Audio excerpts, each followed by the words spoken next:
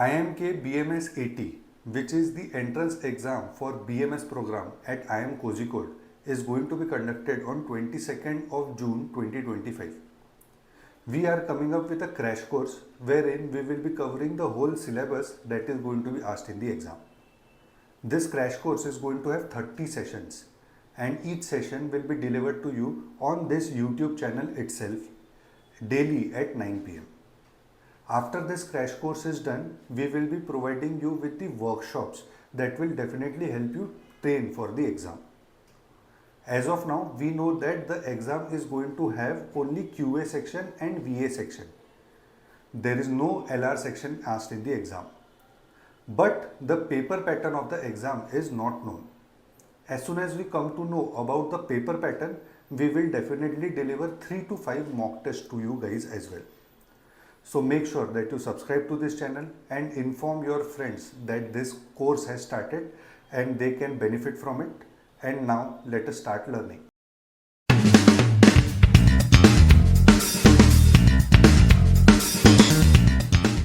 Hey guys, welcome to Vocabulary 2 session. Today we are going to take a look at some root-based questions. That is the word root approach that we have seen in the previous session. And also we are going to take a look at some words that are high frequency words from perspective of CAT with an intention of improving your vocabulary. So whichever words you see today on your screen and you are not aware of, you naturally have to jot them down. Okay, so let's get started. I hope you have revised the word root strategy and how to basically understand the words from the given word roots.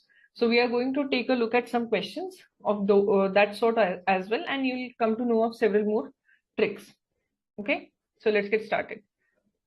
This is the write-up that you have to read. You can pause the video here, read the entire thing, and then we can discuss the questions.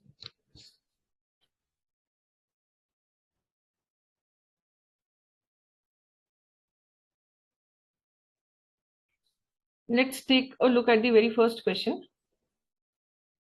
The first question is, which of the following word best substitutes the word rapture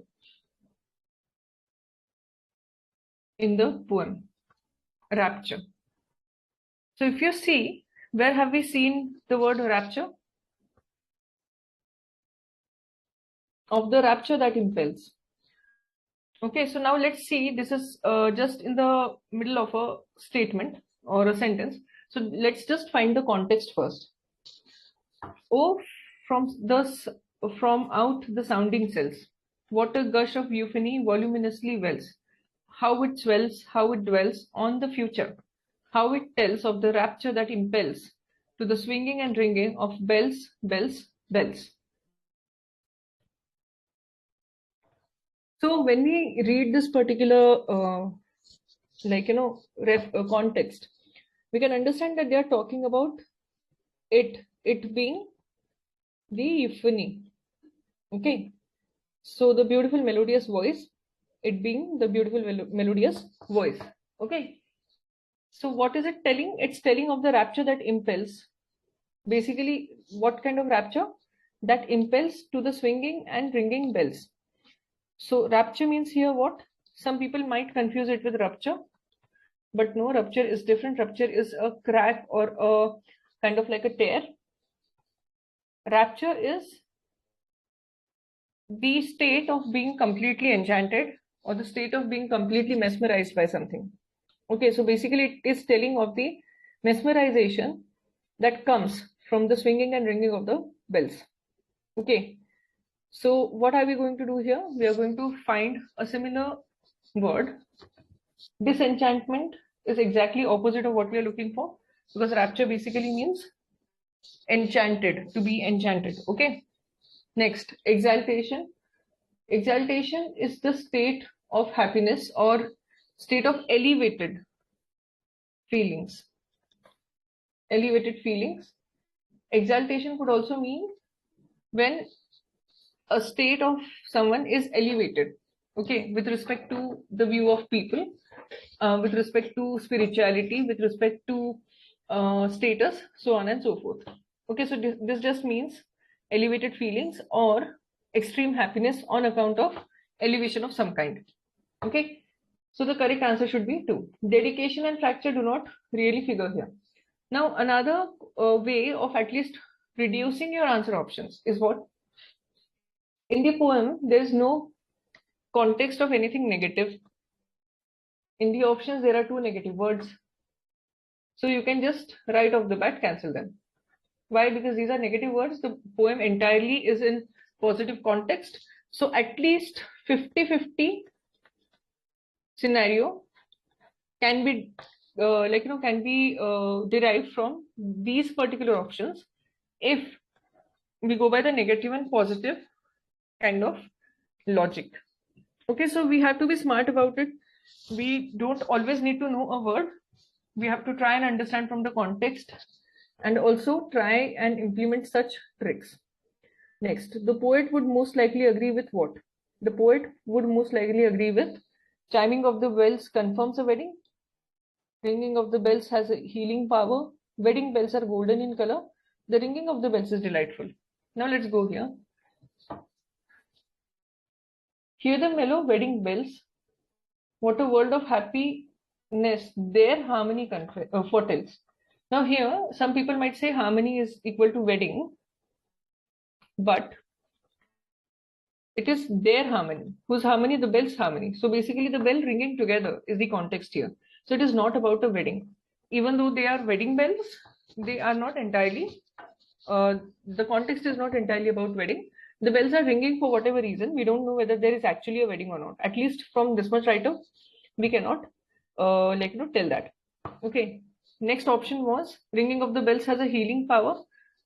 It hasn't really spoken about any kind of healing power. It is speaking about a general feeling of happiness and overwhelming overwhelming, you can say, again some sort of happiness that is overwhelming you.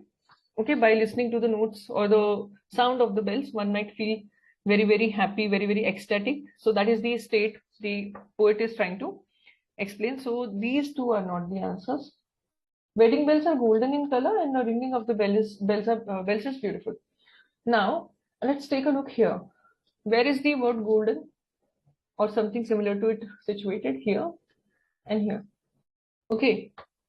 Now, if we take a look at this bit, we might feel that the wedding bells are golden. Okay. However, if you go through the entire thing, you realize that he's asking you to hear the golden bells. Okay.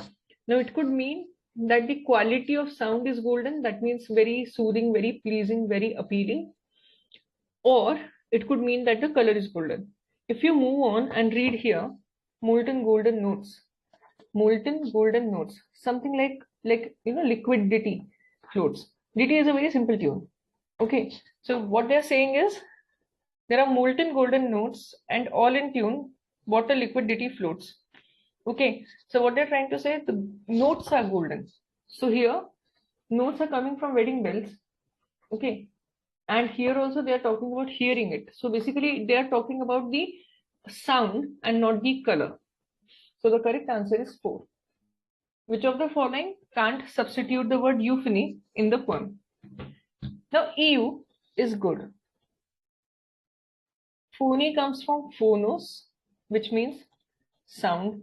So by applying this much idea of word roots, we can say that euphony means good sound. So automatically, something that cannot substitute the meaning, the word which means good sound, has to be something that means a bad sound. And the correct answer is grating, because all the other three are about good sounds. Okay, musical, melodious, mellifluous. Mellifluous means something that flows very in a very mellow, very soothing manner. Okay, musical, obviously having a quality of music. Melodious, obviously something that is very pleasing to hear. Grating means what? A grating sound will be a sound that is created when you're trying to grate something, a very harsh, rough kind of sound, right? So 3 cannot replace euphony in the poem. Which of the following technique has been predominantly used by the poet in this poem? Alliteration, personification, allegory, and rhyming. Now please do make a note. that knowing figures of speech is important. It could be important to answer such direct questions. It could be important to understand something that is going on in a passage. This could directly be included in a passage, something or anything of this sort can happen in the paper. So we have to know some at least very famous 13 to 16 figure of speeches. Okay, figures of speech rather. What is alliteration? It is a repetition of sound. So for example, simple soothing sound. Here, what is the alliteration? S sound. Okay, simple S, soothing beginning में S, sound beginning में S. So usually alliteration में यही होता है कि the beginning sound of the words that follow each other is common. And that kind of repetition is called alliteration. When we say repetition, it is about words. Okay, repetition. Sorry, it's about words. That also can be found here. Bells, bells, bells, bells. And probably that is why they have not given that particular option here. Okay. Why? Because there is another one, rhyming. If you see the entire poem rhymes pretty well. So that is the figure of speech. Personification. Personification is when you give the attributes of a living thing to a non-living thing. Okay, for example, look at the earth, how beautiful she looks when she blushes, and the ocean water gushes, something of that sort. Okay, so basically you are personifying earth by saying that the earth is blushing or the moon is blushing, for example. So you're personifying the moon. So you are giving the quality or the ability to blush to an object that is inanimate. Okay, so personification is that. Allegory is an extended metaphor. Okay, what is a metaphor? Metaphor is some where you are actually trying to compare two things. Okay, but without using as, like, or something of that sort. So in metaphor, you can say he was a lion in the battlefield or she was a lion in the battlefield. In simile, you'll say she fought like a lion in the battlefield. So here the words like, as will be common. Allegory is something when the entire write-up is about is saying something else, however it means something else. Okay, so they are just using a reference of something to convey an entirely different message. So that is what allegory is. So that is not happening here. The author, when the poet is talking about wedding bells, the poet is talking about just the wedding bells. Okay, so nothing of allegorical sort happening there. So answer is rhyming. Question 5. What is the best meaning of the word mellow? Mellow means, what does the word mellow mean here in this particular context? A lot of people might feel that mellow means mild. Okay, but here the meaning is melodious. How? See. Here the mellow wedding bells, golden bells. We have already established that this comes from this euphony, the melody, and not from the color. So here the mellow wedding bells, golden bells, what a world of happiness their harmony foretells. So basically they're talking about not the mild wedding bells, but the melodious wedding bells. Okay, because the entire write-up is about that. Next, please take a look at these words and try to solve. In such kind of cases, please always make sure that you're reading the direction properly.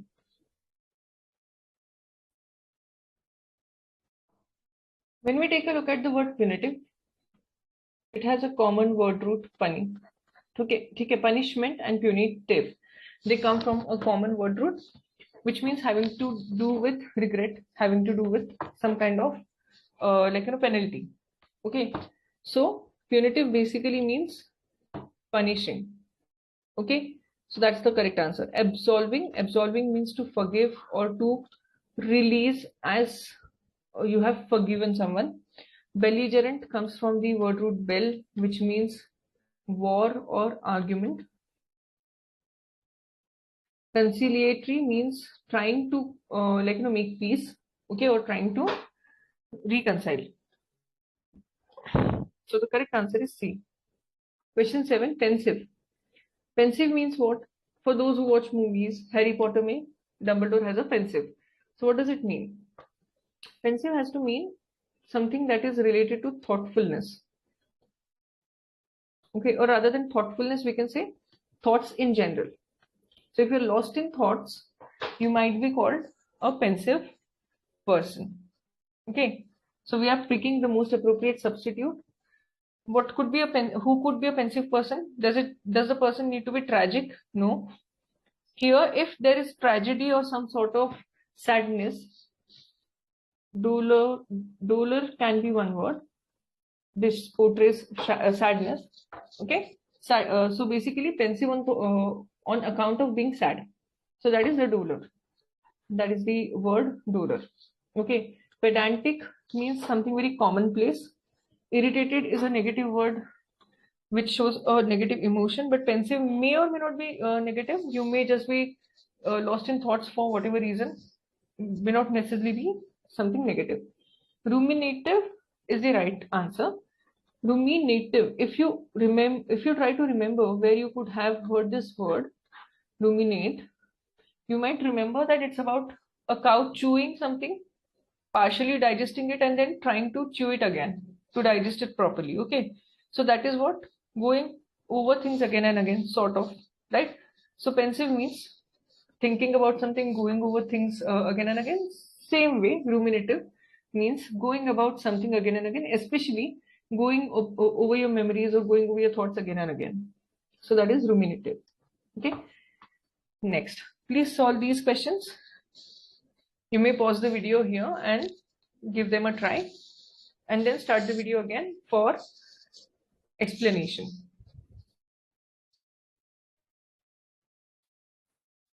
When we say utopia, EU or U show good. Okay, utopia basically means the highest possible state of goodness. So rather you can say it is a state of perfection or a state of idealness, or maybe an ideal state rather. Okay, so the utopian world of no war, no crime, and absolute love and peace is what many artists dream of. What you have to do? Inappropriate as a replacement. So if you don't know the word utopian for whatever reason, if you suppose just don't know it, what you are going to do, you are going to take a look at the statement, and the statement will let you know that basically when they are talking about utopian world, they're talking about no war, no crime, absolute love and peace. So it should give you a hint that they are talking about something that is very you can say a sort of not possible, something that is of highest ideal, something that seems too good to be true, and that is what we are looking for, that particular usage. Okay, so the usage is perfect, idealistic, optimistic, stark. The options are these. Perfect, idealistic, and optimistic are related to utopia. Okay, stark means what? Stark is basically used to talk about absoluteness. Okay, so stark contrast, you can say, between black and white. Okay, so stark contrast between black and white, the absolute contrast, the 100% contrast, the the very apparent contrast. So that is not a suitable replacement for the word utopia. Okay, so that is what we are going to mark. Next, perfunctory. Life teaches us that there is always more to the story than meets the perfunctory eye. What does this mean? Perfunctory. Perfunctory basically means something that is just done to finish a function. Not much detail.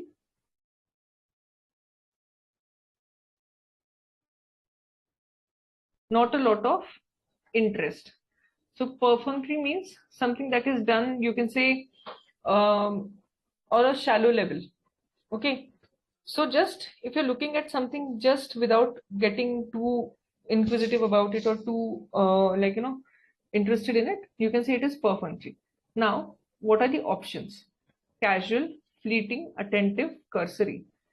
So casual, something that is very non-serious. Fleeting, something that lasts only for a second and therefore does not have a lot of significance. Cursory. Cursory means just superficial, not really in depth.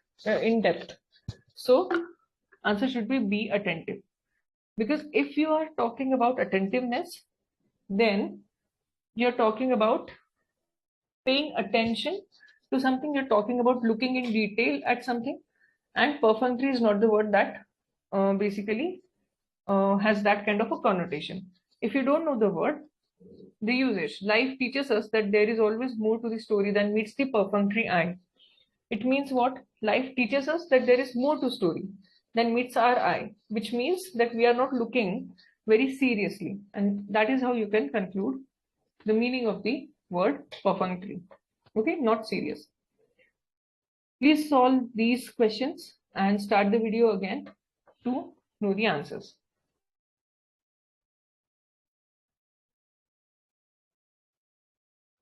Okay, so these are what verbal analogies. What kind of question these are?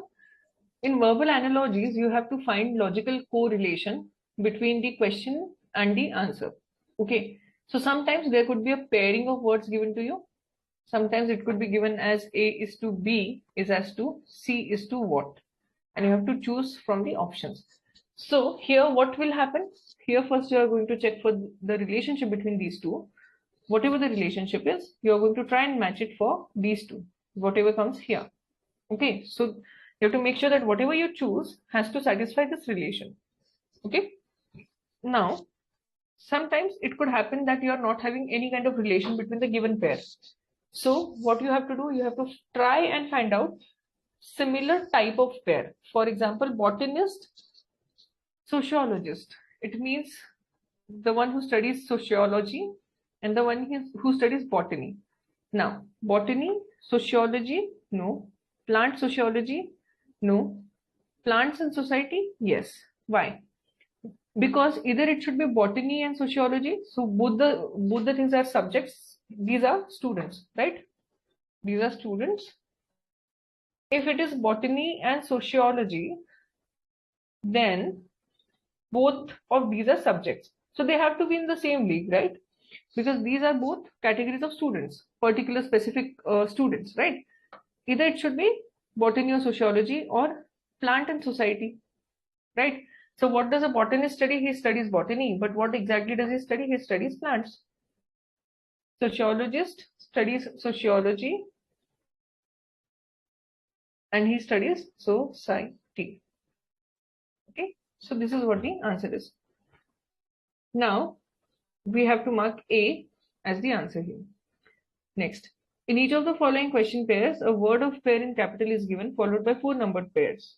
Select from the choices the pair which does not exhibit. Here it was the pair which exhibits. Okay, please pay attention to the instructions. Please make sure that you are actually solving it with respect to what is asked. Okay, otherwise you will know the answer and even then you are going to end up marking something entirely wrong. Okay, so demagogue and leader. Now when we talk about GOGU, it talks about leader. So anything that comes before GOGU, GOG, tells you who the person is leader of, what the person is leader of. For example, demagogue. Dema comes from demos, which means people.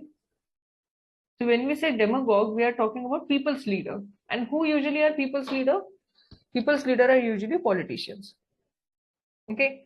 However, in the pair, we already know that it is demagogue leader. So basically, these are synonyms. Okay. These are synonyms. Let's take a look at the pairing. Mendicant, poet. Mendicant is someone who keeps begging, right? A state of penury, a state of beggarship. So that is mendicant. So this is not the pair that has the similar meaning. So maybe it could be our answer. Let's see the other pairs. Peasant and farmer, they are synonyms. So this is not the answer. Mentor and guide are synonyms. So this is not the answer. Buffoon and clown. Now buffoon and clown can be used as a slang for someone who's behaving in an idiotic manner. So if you call a person a clown or if you call a person a buffoon, it means that you're calling that person a fool. And because of that context, this pair is a synonym pair. So again, this can't be our answer because we have to find a pair which does not exhibit the same relation. Here the relationship is that of synonyms. Okay, this is synonym, and therefore we have to find a pair that is not a synonym. Now please make a note that not a synonym does not mean it is antonym. Okay, that is not what it means, because students usually go to the extremes. So if it is not a synonym, it has to be antonym. That is not the case. If it is not a synonym, it can be any kind of pair without any kind of relationship. Okay, that is also a possibility. So यहाँ पे mendicant and poet. Poet is somebody who writes poetry, right? And mendicant is someone who begs on the streets. Okay, who asks for alms. So basically, they are not related, and therefore that is the answer. Please solve this particular question, or rather these questions. Okay, so when we take a look at this particular word, acrimony, we can see that there's a word root ACR, okay, or ACI. We know that this also has the similar meaning. It means either sour or bitter. Sour or bitter, right? So we are looking for something that is an antonym of sour or bitter. Raucousness, irascibility, and tyranny, okay, all have some relation to at least these two have a very clear relation with acrimony. Tyranny is something that you can say that a tyrant could be a bitter person, but we don't really need this to be related also. As long as it is not an antonym, we can say that this is not the answer. But raucousness and irascibility. Irascibility means just not agreeable. Raucousness means rude, or the quality of being rude, rudeness rather. And amiability means, amiability comes from ami or amo. Amiability means ami and amo, which means love. So when we say acrimony, it is basically the quality or the just the in general behavior, or the kind of relationship that you may have with someone, and the relationship is bitter or sour. Bemoan. When we talk about bemoan, bemoan means to basically kind of like complain. Okay, so berate, deplore, and bewail. Deplore basically means to reduce somebody's standing or quality. Bewail means to again curse someone. Berate means to pull someone down, and bemoan means basically similar to these things. So berate, deplore, and bewail are all similar to bemoan. So answer is applaud. Okay, if you directly know right off the bat that this is the antonym, that's fine. But bemoan means to complain about something. Applaud means to basically praise something or praise someone, something or someone. All right. Let's move on to the next bit. Each question is a pair of capitalized words followed by 4 pairs of words. Choose the pair of words that best expresses the relationship similar to the one that is expressed by capitalized pair. Okay, so you first have to try and understand what is the similarity.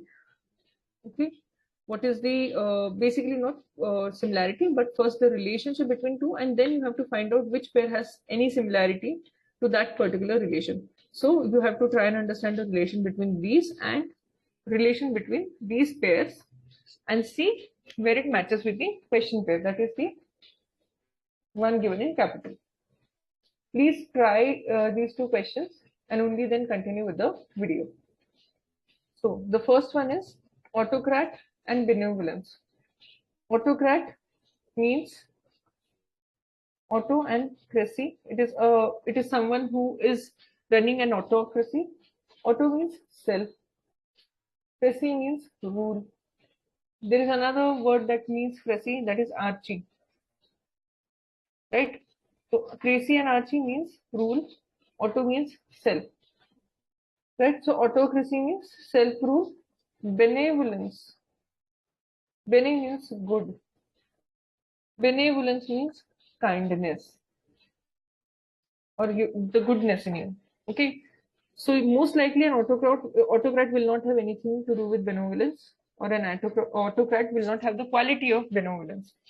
For such kind of questions, it's very important that we are able to reduce the relationship that we feel into a logic, because in that manner what we can do is we can try and fit the same logic. Okay, that will help us a lot. Sometimes what happens is A is to B is the question pair and C is to D is the seemingly answer pair. It could be one of the answer pairs. What happens here is, suppose A is a person and B is a study. Here in this pair they'll shift or they'll flip the relationship, and this will be the study. Suppose here it is the study and this is the person. Here what they could do, they can flip. Here they could make C the study and B the person. Okay, so what is happening here? Basically they are flipping the structure, and therefore if we reduce it into a single sentence, we will be able to maintain the flow of logic as well. Okay, so if we have to mark this as an option, then C has to resonate with A and D has to resonate with B. Okay, so that is very important. So an autocrat may not have the quality of benevolence. Let's see which other pair best expresses a relationship similar to the capitalized pair. So here it is not having. Okay, autocrat does not have, or not having does not have benevolence. Recidivist and compunction. Recidivist means, have you ever heard of the word to recede? Recede means to go back. Okay, so when we say recidivist, it means someone who keeps going back to something. Okay, who keeps going back to something. And compunction basically means the guilt that you might feel after doing something that you know is wrong. Okay, so you can check out the dictionary meanings as well. It is important to do that, but for the purpose of this question, this has to be the meaning. Okay, so a recidivist is someone who has nothing to do with feeling guilty, because if they did, they would not go back to it. Okay, so correct answer should be A. This is one probable answer. Let's take a look at the other question pairs. Ascetic, abstemiousness. Abstain, when we say abs, it has to do with without or not. Absent, not there. Okay, so abstain, not do something. Abstemious has similar context to abstain. Abstain, abstemiousness means the quality or the the kind of like doing taking responsibility to not do something or to prevent yourself from doing something. Okay, ascetic is someone who indulges in this, because ascetics are people who have given up society and worldly pleasures, right? And abstemiousness is one of their qualities. Okay, criminal acrimony. A criminal may or may not have acrimony, so we can't say that these are particularly related to each other. Connoisseur will have taste. Connoisseur is someone who is well versed with something, who has a refined taste in a particular something. So that is the case. Okay, so what should be the answer? The correct answer should be this. Sorry, the correct answer should be recidivist and compunction. Okay, because these are related, there is no apparent relation between criminal and acrimony. Or you can say, at best, you can say that criminals could be acrimonious in nature. Ascetic and abstemious are not related. Recidivist and are very related. Okay, recidivist and compunction. Recidivist will not have compunction. Okay, just like autocrat will not have benevolence. So this is what we are trying to do. Let's take a look at the next question. Now let's go to the next question. Commodious, expansive. So commodious basically means, if you can think of some word that is similar, commodious has to do with accommodation. Okay, so having the ability to accommodate something, so that is commodious. Okay, so it means having a lot of space. Okay, expansive means the same thing, something that is quite expanded. So the correct answer here is cloistered and confined. Yes, this should be the correct answer. Decadent and repulsive. Decadent is to fall. If you remember, CAD and CAS had been discussed. It means to fall. So decadent means to fall from a height. Something that is falling down from a height, degrading.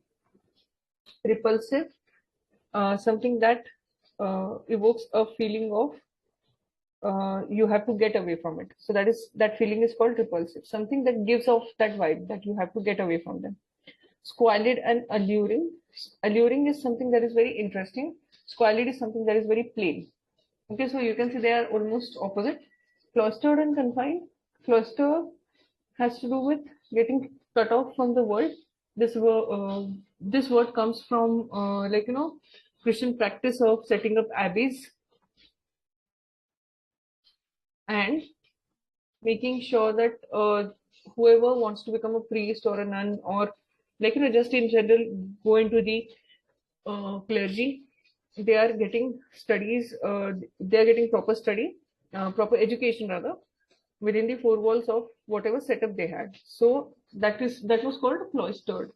Okay, so it was in a way confined and cut off from everybody else. So this is a synonym there.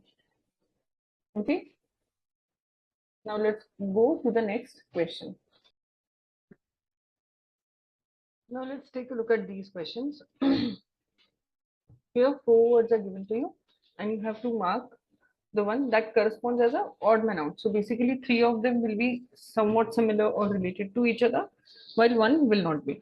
If you haven't attempted this yet, please pause the video here, solve all 3 of them, and then continue with the video. Okay, so let's go on and talk about the first question, question number 16. Absolve, pardon, reprieve, and abjure. Now these are all the terms which are related to basically some kind of moral stand, some kind of judgment, so on and so forth.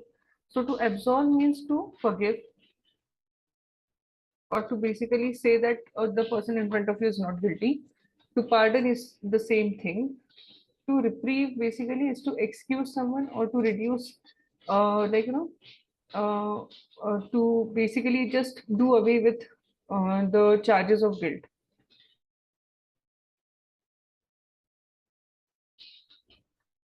Abjure means to renounce upon oath. So basically, simply give up or to reject something. So obviously, C is the answer. Question 17. Armistice, armada, ceasefire, truce. Now, at least we can say that truce and ceasefire are related to each other. Okay, ceasefire means stop fighting. Truce means basically when we are trying to make peace and agree on the peace terms of peace. Okay, so basically truce and ceasefire are similar to each other. Armistice sits with these. Okay, armistice also means some kind of agreement. Okay, some kind of treaty to stop a war. The only word here that is out of context or odd man out is armada. Armada means an arsenal of arms. Okay, or it could mean a fleet of warring ships, warring ships, warring ships. Okay, so correct answer is B. This is talking about actually weapons or instigating war, while A, C, and D are talking about stopping war or making peace. Okay, next. 18. Anarchy, mayhem, cataclysm, lawlessness. Anarchy and mayhem. Anarchy means when there is no rule. Okay, when we just saw an, which means no. Archy means rule. Anarchy means no rule. Mayhem means what? Mayhem means when things are very chaotic. Okay, so no rule and chaos go hand in hand. They are similar to each other. When there is mayhem or when there is anarchy, there is bound to be lawlessness because nobody is ruling. So there needs to be no law and people need to follow no law. So that is the logic. Cataclysm means something that is an event or something that is very, very disastrous. Okay, so that is what is the meaning of cataclysm is. So cataclysm means a disastrous, an event of a disastrous magnitude, or a very, very, uh, just like a very disastrous event. Let's take a look at this one. 19. Please take a look at where it has been incorrectly or inappropriately used. Please solve these two questions. And if you have already solved, only then continue with the video.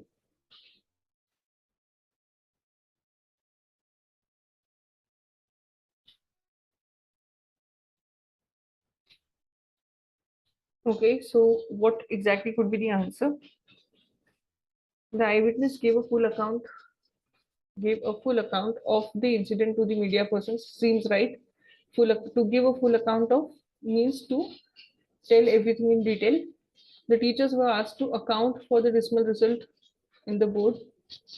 So teachers being asked to account for something, that means to take responsibility, okay, to give explanation.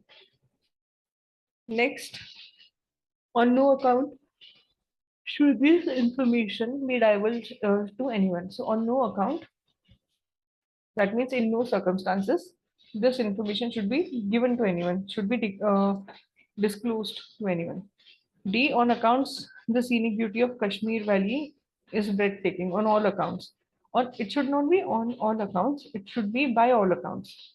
Okay, it means that if we check the accounts or if we check whatever is being said, or if we check for proof, everything basically will corroborate that the beauty of Kashmir is breathtaking. So it should be by all accounts, and therefore the correct answer is D. Next, rank. Deepak rose through the rank to become the CEO of a company at a fairly young age. Do you rise through, or do you? Uh, yeah, okay. So Deepak rose through the ranks to become the CEO of the company at a fairly young age. It should be to rise through the ranks. Ranks. Ranks means hierarchy. Okay. So basically, ranks mean hierarchy, whereas rank mean position. Okay.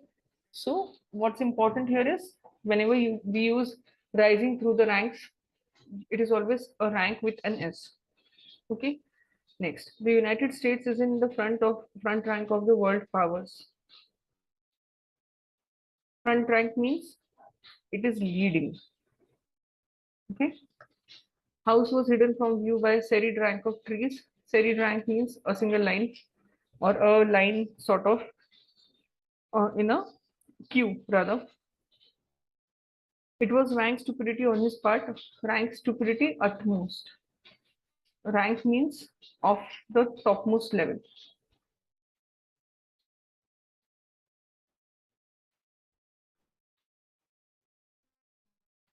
Okay, so this is it. Please take a look at these questions and try to solve them. I hope you have solved these questions. Let's take a look at them. A half an hour drives, a half hour's drive north of Seoul along a highway lined with dash wire lie two shopping malls the size of several football stadiums. a dash away from world's most militarized border. I will say that when we talk about filling the blanks, predictions are very important. So if you want to solve fill in the blanks, please make sure that while you're reading and once you have gotten the context, predict the word for that blank. Okay? A half hour's drive north of Seoul along a highway lined with, mostly it should be some kind of wire. So I'll predict barbed wire, which is the typical wire that we use to protect borders. Since they're talking about border here,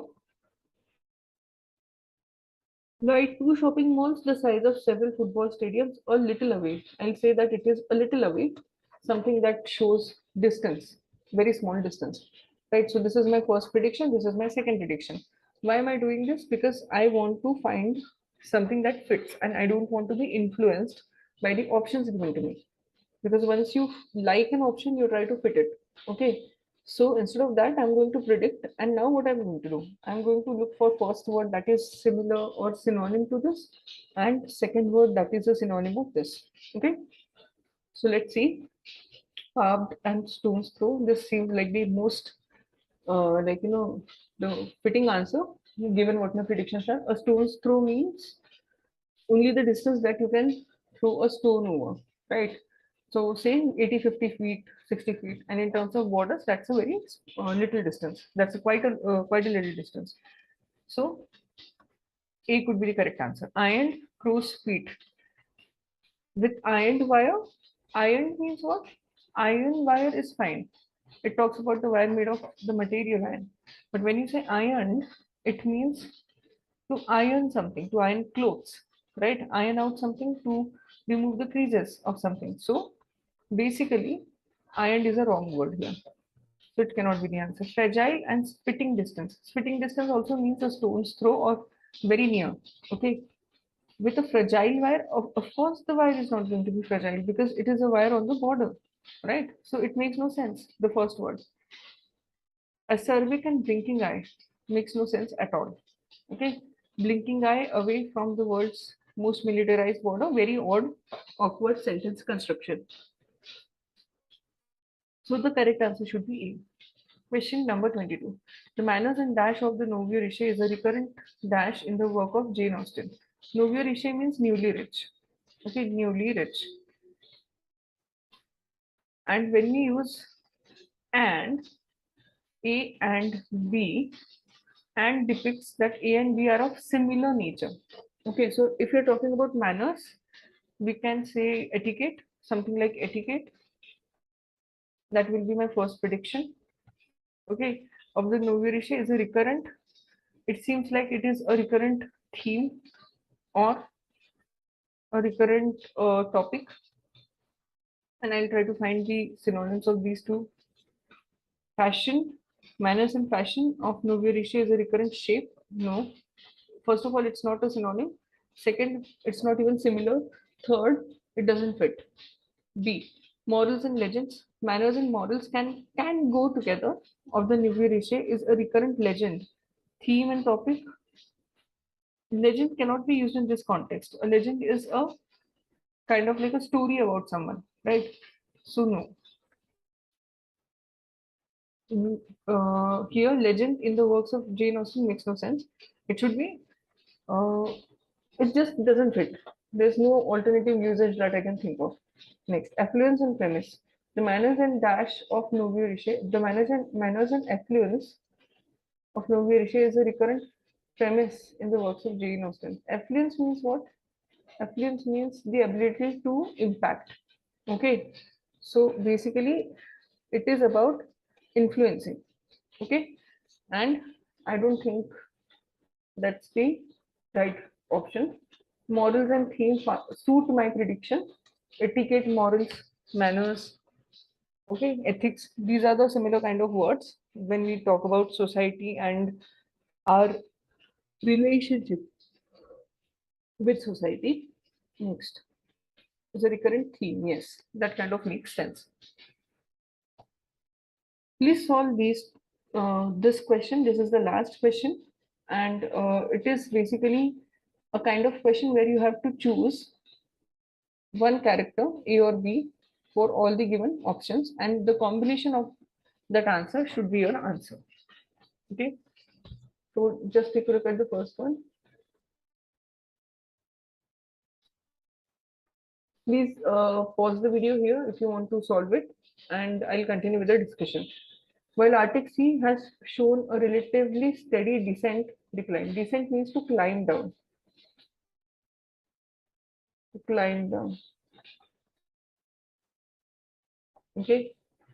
Ascent and descent, it means to climb down. And decline means a decline is a reduction in something. So what is happening here? In square mileage over the past 3. So it is a reduction in something, not a climb down in square mileage. Okay. They might seem similar to each other, but they are not. So the correct answer here should be B for the first one. Its southern counterpart has yielded more erroneous, erratic, and controversial data since monitoring began. Erroneous and erratic. Erratic means something that is very fluctuating. Okay. Erroneous means something that is wrong. Now, erratic is something that is fluctuating, unbelievable, something that cannot be really taken very seriously, or which is difficult to take seriously. Okay, so we can't say whether the southern counterpart gave us wrong data, which is the meaning of erroneous. Okay, but we can say that the data can be a little bit a little bit fluctuating, a little bit unexpected, right? So answer should be B again here. The February 14th mark for Antarctic sea ice surpasses or supersedes lows seen around this time. February 14th mark for Antarctic sea ice surpasses or supersedes lows seen around this time. Now, first of all, before we go about this, let's see that we have only two options. Okay, either it is BBAA or okay. So actually, we have found our answer. I thought that this is B, but no, it is BBAA, and there is only one option which has double B in the beginning. So that should be the correct answer, right? But let's take a look here. Surpasses and supersedes. Supersede means what? To basically be higher in terms of ranking. Okay, whereas surpass means to uh, go higher in terms of measurements of some sort, or to go better, to go beyond something. So if you surpass your own record of studying, that means previously you were studying for 6 hours, that was your maximum. Now you are studying for 7 hours. So you have set a new maximum. So when you say surpass, that is the kind of feeling. Supersede has to do with authority, ranking, hierarchy, so on and so forth. So correct answer should be A here, right? Here there was B, here there was B, here it's A. In 2012, Antarctic Sea actually hit a record monthly high, with scientists theorizing, prognosticating that melting ice shelf were contributing to growth. Now, prognosticating means what? To basically try to have an idea before actually analyzing something. Okay, before analyzing, you are just getting a preliminary idea. So basically, when you go to a doctor and you're just telling them symptoms, that is a prognosis. They are just trying to find out what's happening to get an idea. When they use this data, analyze it, and tell you what's wrong with you, that is a diagnosis. Okay, so here the scientists are not assuming or not trying to uncover the data, rather they are trying to build some theory. So correct answer should be A, theorizing. Okay, so these are the words that we have learned today, guys. There are a lot of words that we have taken a look at. There are a lot of word roots that we have taken a look at previously and in this class also. So please make sure that you are paying attention, you are jotting down everything in a verbal class, and please do also jot down all the words that you didn't understand to begin with. Okay, there should be a very good collection of these kind of words with you. So make sure that you are having it. That's all from my end. If you need anything, you may get in touch with us on any of these, through any of these channels. If you need anything from us, please let us know. Till then, please keep studying till the next session. Till then, see you. Bye bye.